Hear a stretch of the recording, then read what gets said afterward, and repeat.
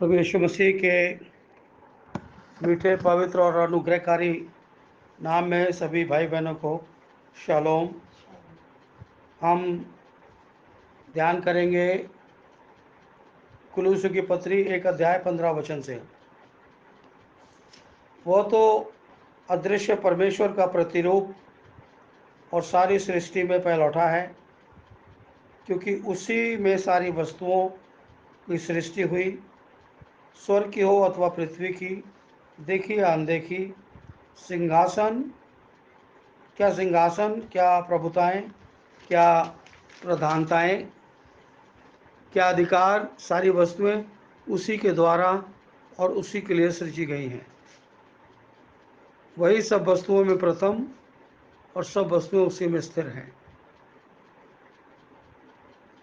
वही देह अर्थात कलीसिया का सिर है। वही आदि है, मरे हुओं में से जी उठने वालों में पहलौठा, और सब बातों में वही प्रधान ठहरे। क्योंकि पिता की प्रसन्नता इसी में है कि उसमें सारी परिपूर्णता वास करे, और उसके क्रूस पर बहे हुए लहू के द्वारा मेल मिलाप करके सब वस्तुओं को उसी के द्वारा अपने साथ मेल मिलाप करके, चाहे वह पृथ्वी की हो चाहे वो स्वर्ग की हो। यहोवा परमेश्वर की आशीष उसके पवित्र वचन के पढ़े और सुने जाने पर हो। आमीन। हम ध्यान कर रहे हैं आज कुलूसों की पत्री उसके 1 अध्याय से, और ये मैसेज रिकॉर्ड किया जा रहा है JCNTSD ग्रुप के प्रिय भाई बहनों के लिए। वो इस मैसेज को ब्रॉडकास्ट करते हैं यूट्यूब के द्वारा। प्रभु उनको बड़ी आशीष दे। मैं मुख्यतः अपनी बात को एक वर्ष के आसपास रखने की कोशिश करूंगा, और बाकी जो पैसेज पढ़ा है उस तक अपने आप को सीमित रखने का प्रयास करूंगा। ये आज का इम्पोर्टेंट थोड़ा सा है विषय, क्योंकि जब आज सारी दुनिया ईस्टर मना रही है तो ये आपके लिए बड़ा इम्पोर्टेंट हो जाता है कि आप हर एक उस बात के ऊपर जो इस पृथ्वी के ऊपर घटित होती है उसको हम देखें। हमने बीते समय में देखा कि लोगों ने गुड फ्राइडे बड़े पैशन के साथ मनाया। हमने देखा कि लोगों ने पाम संडे बड़े पैशन के साथ मनाया। बट उस पूरी कवायद के अंदर उनका एक दुनियावी पैशन था, but Christ was missing from their passion. जो मसीह है वो उनके उस उत्साह से विलुप्त या गायब था, क्योंकि सांसारिक लोग सांसारिक तौर पर हर साल ये जश्न मनाते हैं, और उस जश्न का उनके व्यक्तित्व के ऊपर कितना प्रभाव पड़ता है ये एक देखने वाली वस्तु है। और वो नगण्य है। नगण्य क्यों कहा मैंने? क्योंकि मसीहत में नहीं, पर ये सारे संसार के अंदर इस वक्त पाया जाता है। मैं किसी का भी नाम नहीं लूँगा, किसी भी जाति धर्म विशेष का नाम नहीं लूँगा, परंतु सारा जगत आज ऐसा हो रहा है।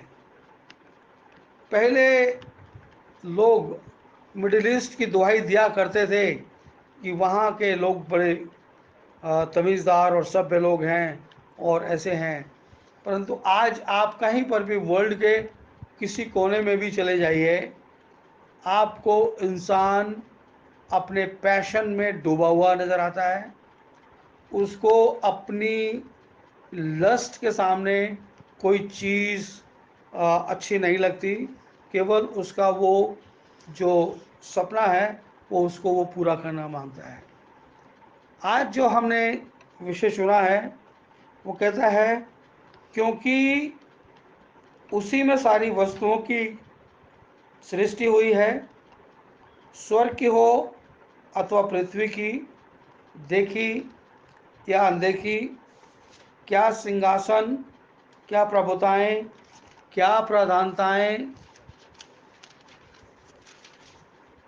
क्या अधिकार, सारी वस्तुएं उसी के द्वारा और उसी के लिए सृजी गई हैं। अब जब हम इस चीज़ के ऊपर ध्यान करते हैं, इसके ऊपर गंभीरता से ध्यान बड़े ही कम लोगों ने किया होगा, बड़े ही कम लोगों ने गंभीरता से ध्यान किया होगा, और अगर ध्यान किया होगा तो बड़े ही कम लोगों ने अपने आप को परमेश्वर के केंद्र में लाके रखा होगा। क्योंकि मनुष्य जो कुछ भी करता है वो अपने विवेक के कारण करता है, अपनी जो थोड़ी सी बुद्धि उसके दिमाग में काम करती है वो उसके कारण करता है। परंतु परमेश्वर का जो पवित्र जन है वो परमेश्वर के पवित्र आत्मा के उस प्रकाशन के द्वारा करता है जो परमेश्वर उसको सिखाता है, और उसमें, और जो विवेक के कारण किया जाता है उसमें एक जमीन और आसमान का फर्क होता है। और जब ये जमीन और आसमान के फर्क को हम देखते हैं तो हमें ये प्रतीक होता है कि जो सांसारिक लोग हैं वो अपनी सांसारिक उपलब्धियों के कारण प्रफुल्लित होते हैं, जबकि इन सांसारिक उपलब्धियों का परमेश्वर के राज्य में कोई स्थान नहीं है, ना उसका कोई महत्व है, ना उसकी कोई इम्पोर्टेंस है। अब जब इनकी इम्पोर्टेंस नहीं है और मनुष्य को परमेश्वर ने इसी संसार में इसी मिट्टी से बनाया और मिट्टी के ऊपर रख दिया कि वो इस संसार में अपने उन तमाम कार्यों को पूरा करके और परमेश्वर के उस इंतज़ाम के अनुसार अपने सफ़र को तय करके इस दुनिया से चला जाए। और जब वो जो मेन इम्पॉर्टेंट लाइन है वो ये है कि मनुष्य जब इस संसार से कूच करता है तो उस कूच करने वाले मनुष्य को ये मालूम होना चाहिए कि उसने अपने जीवन के उद्धार का दर्शन देख लिया है या नहीं। अगर उस मनुष्य ने अपने जीवन का उद्धार इस पृथ्वी के ऊपर नहीं देखा है तो मैं ये कहूँगा कि वो मनुष्य बेचारा अभागा है। क्यों अभागा है? क्योंकि परमेश्वर ने जब आदम को बनाया तो उस आदम को बनाते वक्त परमेश्वर ने उसको 10, 20, 100, 200 या 930 बरस के लिए नहीं बनाया। आदम को परमेश्वर ने बनाया था अनंत काल के लिए, हमेशा के लिए। और परमेश्वर का एकमात्र पर्पस था कि परमेश्वर उसके साथ फेलोशिप करे, और परमेश्वर की उस फेलोशिप से आदम उस दिन महरूम रह गया जिस दिन वो उस गुनाह के अंदर फंस गया और अपने उस अधिकार को वो खो बैठा। परंतु परमेश्वर की जो योजना है वो एक अद्भुत योजना है, और उस योजना के अंतर्गत परमेश्वर ने उसी मनुष्य का जिसका पतन हुआ उसके उद्धार के उपाय को इस पृथ्वी पर खड़ा किया। और जब प्रभु यीशु मसीह इस पृथ्वी के ऊपर परमेश्वर की योजना को सिद्ध करने के लिए इस पृथ्वी के ऊपर जब आते हैं तो हम क्या देखते हैं कि प्रभु यीशु मसीह ने अपने हिस्से का जो कार्य है वो कर दिया। प्रभु यीशु मसीह ने अपने हिस्से के उस कार्य को क्या करा, उन्होंने अंजाम दे दिया। और अंजाम देने के सबब से आज जो कोई भी मनुष्य इस पृथ्वी के ऊपर पाया जाता है, वो परमेश्वर के वचन को फॉलो करता हुआ उस जीवन के उद्धार को या अनंत जीवन को जो परमेश्वर ने उसे दिया है, उसको वो धारण कर सकता है। और उसको धारण करने का एक तरीका है, हमें करना क्या है, बहुत सजगता से, बहुत सुंदर रूप से एक काम करना है। क्या काम करना है? आप अपने बाइबल से निकाल के पढ़िएगा जब आप ये मैसेज सुन रहे हैं, और ध्यान से इसको सोचिएगा।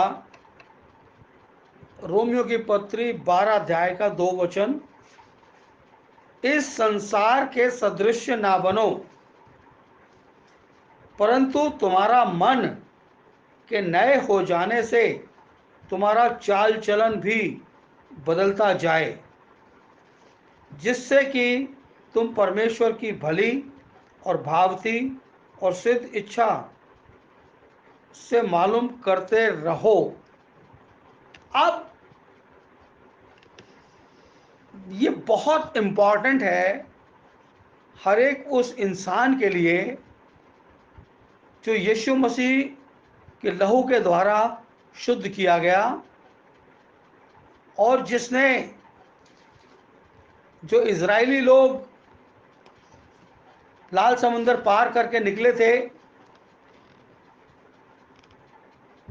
पौलुस एक जगह लिखता है कि वो लाल समुंदर से जो पार होके निकले, वो उन्होंने मूसा का बपतिस्मा लिया। अब जब हम जो न्यू टेस्टामेंट चर्च के अंदर पाए जाते हैं,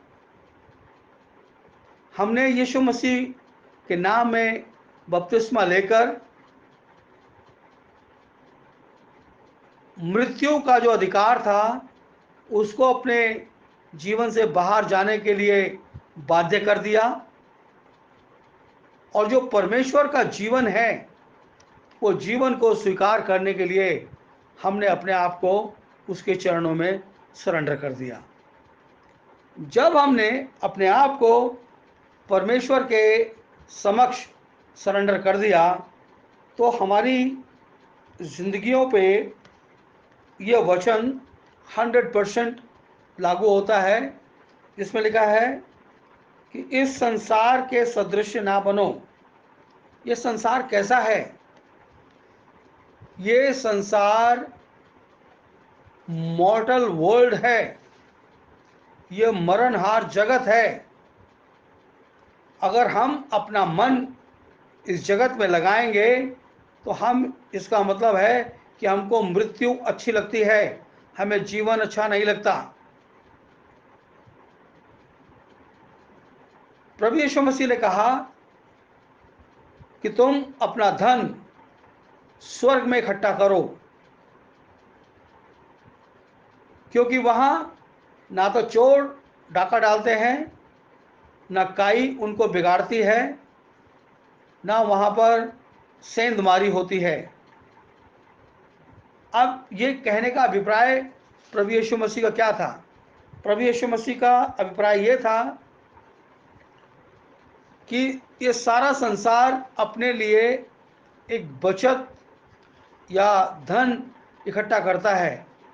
जो धन की बहुतायत है वो पृथ्वी पर नहीं, परंतु स्वर्ग में होनी चाहिए। अब वो स्वर्ग में धन की बहुतायत कहाँ होती, कैसे होती है? स्वर्ग में धन की बहुतायत किस प्रकार से होती है? प्रभु यीशु मसीह ने कहा, जब मैं भूखा था तो तुमने मुझे रोटी खिलाई, जब मैं नंगा था तो तुमने मुझे कपड़ा दिया, जब मैं प्यासा था तो तुमने मुझे वस्त्र पहनाया। जब मैं बीमार था तो तुमने मुझे ओढ़ने के लिए कपड़ा दिया। जब मैं बीमार था तो तुमने मुझे दवाई दी। जब मैं बीमार था तो तुमने मुझे सहायता की। जब मैं बीमार था तो तुमने मुझे अपने साथ ले गए। जब मैं नंगा था तो तुमने मुझे पानी पिलाया। जब इस पृथ्वी के ऊपर कोई भी एक जन जो परमेश्वर का है, मैं अंडरलाइन करके बोल रहा हूँ, स्पेशली जो परमेश्वर का है, अगर उनके साथ आप कोई परोपकार का कार्य करते हैं, परोपकार का कार्य करते हैं, वो स्वर्ग में उसकी इन्वेंट्री होती है। आपने उसकी पहुनाई की, खातिरदारी करी, तो ये भी आपकी इन्वेंट्री स्वर्ग में होती है। आपने दोस्तों के साथ लाखों रुपए पार्टी में उड़ा दिए, इसकी इन्वेंट्री वहाँ पे नहीं होगी, आपकी गुड बुक्स में नहीं होगी, या आपके बैड बुक्स में इसकी इन्वेंट्री होने वाली है। गुड बुक्स में वो होगी जो परमेश्वर की महिमा के लिए आपने किया, इसकी इन्वेंट्री आपकी गुड बुक्स के अंदर होने वाली है। अब जब हम इस बात को देखते हैं कि बाइबल इस बात की डिमांड करती है कि इस संसार के सदृश ना बनो, परंतु तुम्हारे मन के नए हो जाने से तुम्हारा चाल चलन भी बदलता जाए, जिससे तुम परमेश्वर की भली और भावती और सिद्ध इच्छा मालूम करते रहो। अब आप और मैं परमेश्वर की भली और भावती और सिद्ध इच्छा कैसे मालूम कर सकते हैं? एक बात को आप ध्यान दीजिएगा, मैं यहाँ पर किसी को रिच मेकिंग स्कीम की बात नहीं बता रहा हूँ, परंतु परमेश्वर भी अनुग्रहकारी है, और वो अपने लोगों की ज़िंदगी में बड़े ही अद्भुत रीति से कार्य करता है। कुछ लोगों को वो दरिद्रता में सींचता है, कुछ लोगों को वो धन और दौलत में सींचता है, वो उसका कार्य है। और ये हर एक व्यक्ति विशेष की ज़िंदगी की अपनी इन्वेंट्री है, किस टाइम में ज़िंदगी के हमारे साथ क्या होगा और किस टाइम में हमारी ज़िंदगी में क्या होने वाला है। कुछ लोग अपने बचपन को बड़ी गुर्बत में बिताते हैं, बड़ी गरीबी में बिताते हैं, जवानी को भी बड़ी गुर्बत में बिताते हैं, परंतु उनका बुढ़ापा बहुत बेहतर बीतता है। कुछ लोग अपनी पूरी जब बचपन से लेके जवानी तक बहुत बेहतरीन ज़िंदगी बिताते हैं, परंतु जब उनका बुढ़ापा आने लगता है तो उनकी ज़िंदगी के अंदर चैलेंजेस आने लगते हैं।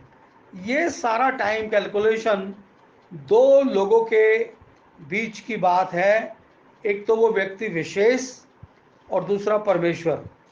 इसमें तीसरे आदमी का कोई योगदान, कोई कंट्रीब्यूशन नहीं है। ये दो लोगों के बीच की बात है, एक व्यक्ति विशेष कि उसकी लाइफ कैसी बीत रही है, और दूसरा है परमेश्वर कि वो उसकी ज़िंदगी को इस प्रकार से जो लीड कर रहा है। ही नोज द रीजंस, क्योंकि परमेश्वर के बारे में लिखा है कि सच्चा, धर्मी और न्यायी। पहली बात तो परमेश्वर सच्चा है, दूसरी बात परमेश्वर धर्मी है, और तीसरी बात परमेश्वर न्यायी है। उसके न्याय के अंदर कोई खोट नहीं।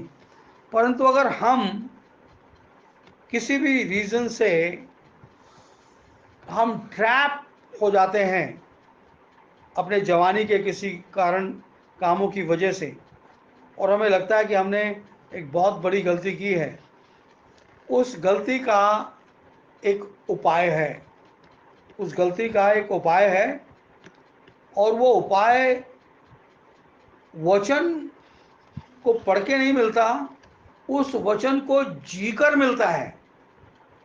अगर आप वचन को पढ़ के बुद्धिमान होना चाहते हैं तो ये एक बात है, अगर आप उसी वचन को जीना चाहते हैं तो ये दूसरी बात है।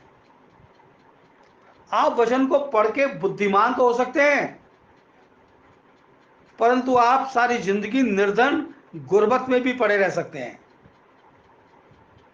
मगर आप उस वचन को जीना सीख जाएंगे तो आपकी गुर्बत भी जा सकती है, आपके अंदर से तमाम दरिद्रता भी निकल सकती है, और वो आपको अपनी उस ग्लोरी से परिपूर्ण कर सकता है जो वो अपने लोगों को देता है। और परमेश्वर का जो पवित्र वचन है, जो परमेश्वर का पवित्र वचन है, वो कभी भी किसी भी परिस्थिति में नाश नहीं होता। आप इस बात को सुन लीजिए। और वो कभी भी व्यर्थ नहीं जाता। अभी मैं आपके लिए एक आयत पढ़ूंगा, वो व्यर्थ नहीं जाता। बल्कि मैं अपनी बाइबल खोल रहा हूँ, इसको मार्क डाउन करके पहले मैं वही आयत पढ़ूंगा। और वो हमको मिलती है यशायाह नबी की पुस्तक में। मैं पहले वो आयत पढ़ देता हूँ आपके लिए। 55 अध्याय निकालेंगे हम।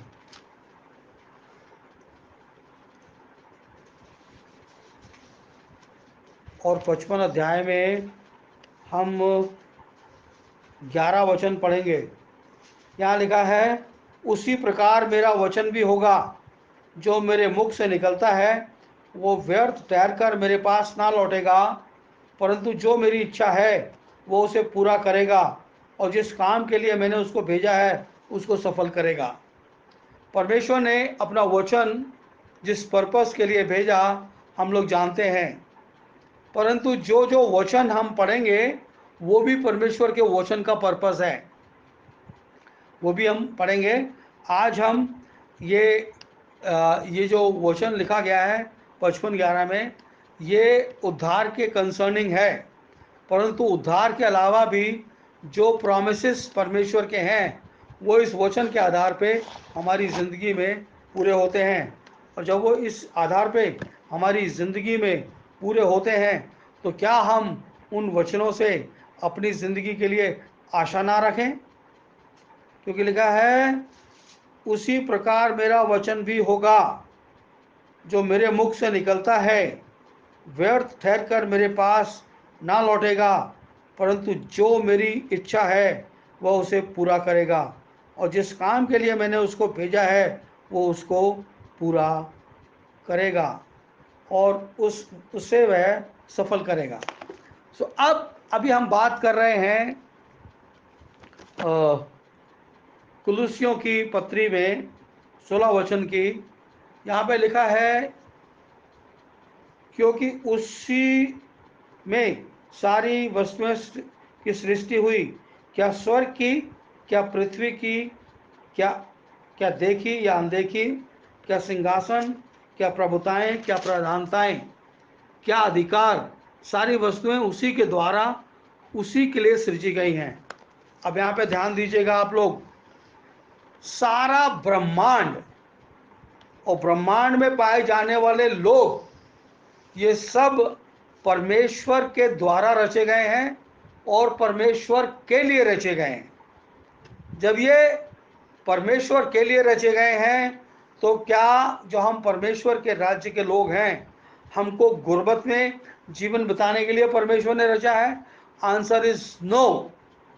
अगर कोई गुर्बत में अपनी ज़िंदगी को बिताता है या कठिन परिस्थितियों में अपनी ज़िंदगी को बिताता है, तो उसकी सोच में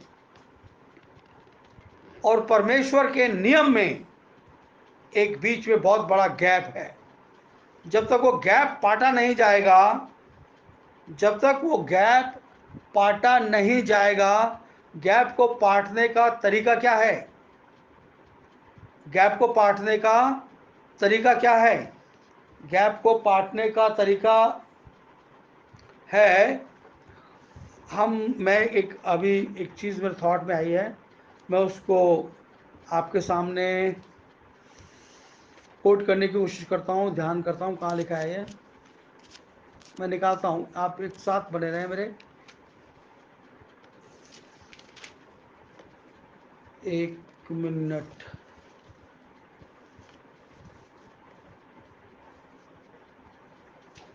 हाँ, क्या बोल रहा था?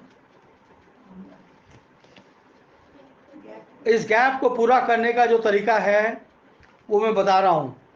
वो गैप को पूरा करने का तरीका क्या है? बाइबल कहती है अविश्वासियों के साथ असमान जुए में ना जोत, क्योंकि धार्मिकता और अधर्म का क्या मेलजोल, या ज्योति और अंधकार की क्या संगति, मसीह और बलियाल के साथ क्या लगाव, विश्वासी के साथ अविश्वासी का क्या नाता, मूर्तियों के साथ परमेश्वर के मंदिर का क्या संबंध, क्योंकि हम तो जीवते परमेश्वर के मंदिर हैं, जैसा परमेश्वर ने कहा। मैंने ये पढ़ा है आपके लिए दूसरा कुरिन्थियों 6 अध्याय 14 वचन से लेके 16 वचन तक। और आगे लिखा है, मैं उसमें बसूंगा, चला फिरा करूंगा, मैं उनका परमेश्वर होऊंगा, वे मेरे लोग होंगे। इसलिए प्रभु कहता है कि उनके बीच से निकलो और अलग रहो और अशुद्ध वस्तुएं मत खाओ, तो मैं तुम्हें ग्रहण करूंगा। मैं तुम्हारा पिता होऊंगा, तुम मेरे बेटे बेटियां होंगे। यह सर्वशक्तिमान परमेश्वर का वचन है। तो ऐसी कौन सी बात है जो हमें परमेश्वर के उस अनुग्रह से अलग करती है? क्योंकि परमेश्वर निर्दयी नहीं है, परमेश्वर अन्यायी नहीं है, परमेश्वर न्याय करने वाला परमेश्वर है, और वो चाहता है कि हम इन चीज़ों को देखें। हमने पढ़ा कि सारी सृष्टि परमेश्वर के द्वारा सृजी गई है और परमेश्वर के लिए सृजी गई है। और जब ये सारी सृष्टि उसके द्वारा सृजी गई है तो उसके लोगों को यहाँ पर महिमा और गौरव मिलना चाहिए। और महिमा और गौरव कैसे मिलेगा, उसका एक की पॉइंट है यहोशू की पुस्तक 1 अध्याय 8 वचन। व्यवस्था की यह पुस्तक तेरे चित्त से कभी ना उतरने पाए, उसी में दिन रात ध्यान दिए रहना, इसलिए जो कुछ उसमें लिखा है उसके अनुसार करने की तू चौकसी करे, क्योंकि ऐसा ही करने से तेरे सब काम सफल होंगे और तू प्रभावशाली होगा। क्या मैंने तुझे आज्ञा नहीं दी कि या बांध कर दृढ़ हो जा, भय ना खा, तेरा मन कच्चा ना हो, क्योंकि जहाँ जहाँ तू जाएगा वहाँ वहाँ तेरा परमेश्वर यहोवा तेरे संग रहेगा। अगर हमारी जाति जिंदगी में हमारे संग हमारा परमेश्वर संग रहता है तो कोई भी परिस्थिति हमारे विरुद्ध खड़ी हो सकती है नहीं।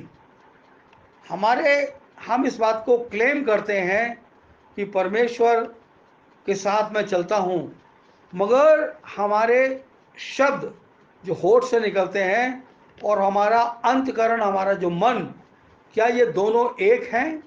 अगर ये दोनों एक हैं तो मैं कहूँगा कि उस इंसान को परमेश्वर के साथ अपना एक पर्सनल टाइम निकालना चाहिए।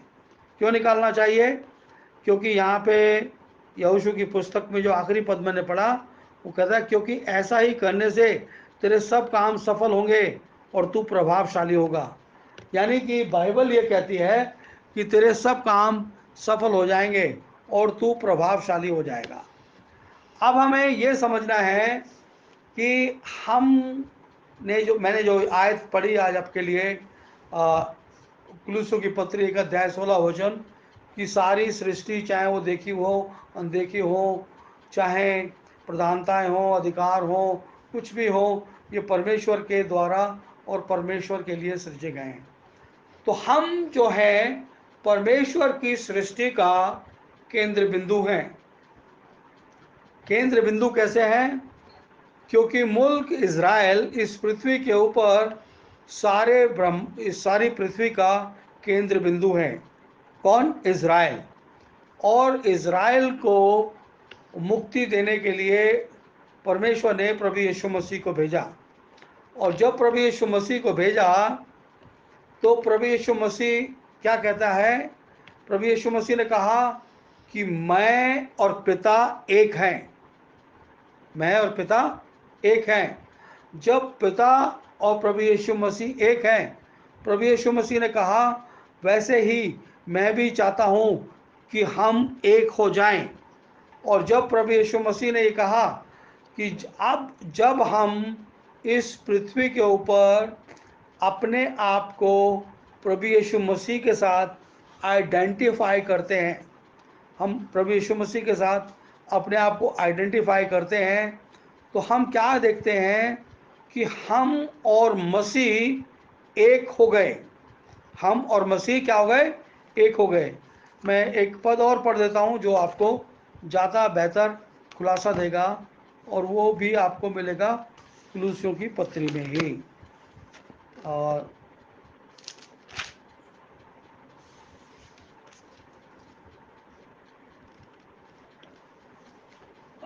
मैं तीसरे अध्याय से पढ़ूंगा, एक वचन से। यहाँ लिखा है, अतः जब तुम मसीह के साथ जिलाए गए, जब तुम मसीह के साथ जिलाए गए हो, यानी कि जितनों ने यीशु मसीह के नाम में बपतिस्मा लिया वो मसीह के साथ जिलाए जा चुके हैं, according to the law of life, जो परमेश्वर का नियम है उसके अनुसार हम जिलाए गए।